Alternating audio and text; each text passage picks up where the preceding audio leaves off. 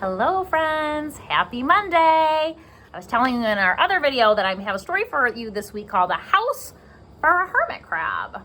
And I told you about how in our book about sea animals, about how when crabs get too big for their shell, that's really their house, when they get too big for their shell, they kind of get out of that shell and they find another one, a bigger one really quick, and they move safely into that one.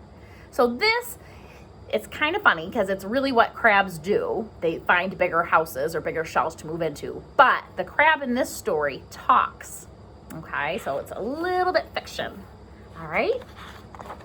Fantasy, because the crab talks, and we know crabs don't talk. And the other sea animals in the story talk, and we know they don't talk either in real life, right? So let's read A House for a Hermit Crab by Eric Carle. You might know Eric Carle because he wrote The Very Hungry Caterpillar. Maybe you know that book. Or The Very Grouchy Ladybug. Maybe you know that one. This one is called A House for a Hermit Crab. Whoop. Time to move, said Hermit Crab one day in January. I've grown too big for this little shell. He had felt safe and snug in his shell, but now it was too snug. Hermit Crab stepped out of his shell and onto the floor of the ocean. But it was frightening out in the ocean sea without a shell to hide in. What if a big fish comes along and attacks me, he thought. I must find a new house soon. There he goes. See, he doesn't have a shell anymore because he's not protected, so he's got to find a new house soon. So did you catch what month it said it was? It was January. We haven't sang our month song in a while, but do you remember what comes after January? January, February. Good. Early in February, Hermit Crab found just the house he was looking for. It was a big shell and strong. He moved right in, wiggling and waggling about inside to see how it felt. It felt just right. But it looked so plain, thought Hermit Crab. In March, Hermit Crab met some sea anemones. See these? I think they look really pretty. They look like flowers on the bottom of the ocean. They swayed gently back and forth in the water. How beautiful you are, said Hermit Crab. Would one of you be willing to come and live on my house? It is so plain. It needs you. I'll come, whispered a small sea anemone. Gently, Hermit Crab picked it up with his claw and put it on his shell. See? How nice. So he's going to decorate his shell. What comes after March? January, February, March, April. Good. In April, Hermit Crab passed a flock of starfish moving slowly along the seafloor. How handsome you are, said Hermit Crab. Would one of you be willing to come decorate my house? I would, said a little sea star. Carefully, Hermit Crab picked it up with his claw and put it on his house.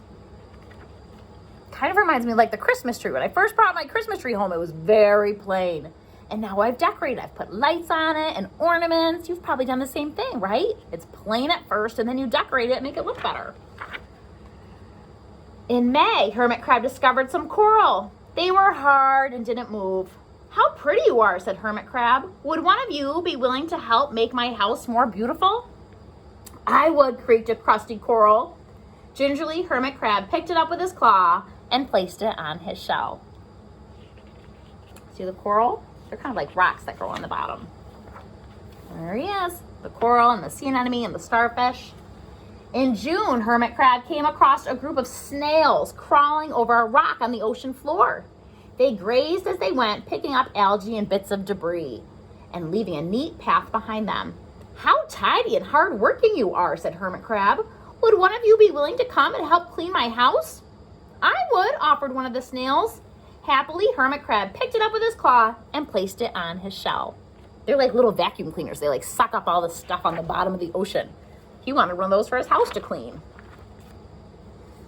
In July, Hermit Crab came upon several sea urchins that had sharp, prickly needles. How fierce you look, said Hermit Crab. Would one of you be willing to protect my house? I would, answered a spiky sea urchin.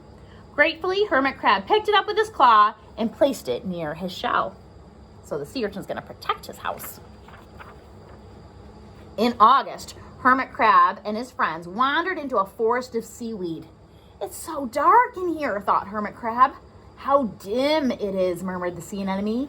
How gloomy it is, whispered the starfish. How murky it is, complained the coral. I can't see, said the snail. It's like nighttime, cried the sea urchin. In September, Hermit Crab spotted a school of lanternfish darting through the dark water. How bright you are, said Hermit Crab. Would one of you be willing to light up my house? I would, replied one lanternfish, and it swam over near the shell. In October, Hermit Crab approached a pile of smooth pebbles. How sturdy you are, said Hermit Crab. Would you mind if I rearranged you? Not at all, answered the pebbles. Hermit Crab picked up one by one with his claw and built a wall around his house. Now my house is perfect, said the Hermit Crab. So now he's got a lanternfish to light it up and a sea urchin to protect it and a wall to put around it and all these beautiful sea animals to decorate it and a snail to clean it. And now it's perfect, he said. But in November, Hermit Crab felt that his shell seemed a bit too small. Little by little, over the year, Hermit Crab had grown. Soon he would have to find another bigger home. But he had come to love his friends, the sea anemone, and the starfish, and the coral, and the sea urchin, and the snail, and the lanternfish, and even the smooth pebbles. They have been so good to me, thought Hermit Crab. They are like a family. How can I ever leave them? In December, a smaller hermit crab passed by. I have outgrown my shell, she said. Would you know of a place for me? I have outgrown my house too, answered Hermit Crab. I must move on. You are welcome to live here, but you must promise to be good to my friends. I promise, said the little crab. Oh, so the big hermit crab's going to leave and the little one's going to move in. How perfect. The following January, Hermit Crab stepped out and the little crab moved in. Couldn't stay in that little shell forever, said Hermit Crab as he waved goodbye. The ocean floor looked wider than he had remembered, but Hermit Crab wasn't afraid. Soon he spied the perfect house, a big empty shell. It looked, well, a little bit plain, but sponges, he thought, and barnacles and clownfish and sand dollars and electric eels. Oh, there are so many possibilities. I can't wait to get started. And there he goes. What do you think he's going to do? Do you think he's going to find new stuff to decorate his house? That's what I think is going to happen too. He'll find new animals to decorate. All right, friends. I hope you have a wonderful day. Get working on your seesaw. Do your best. And I'll see you later. Bye, friends.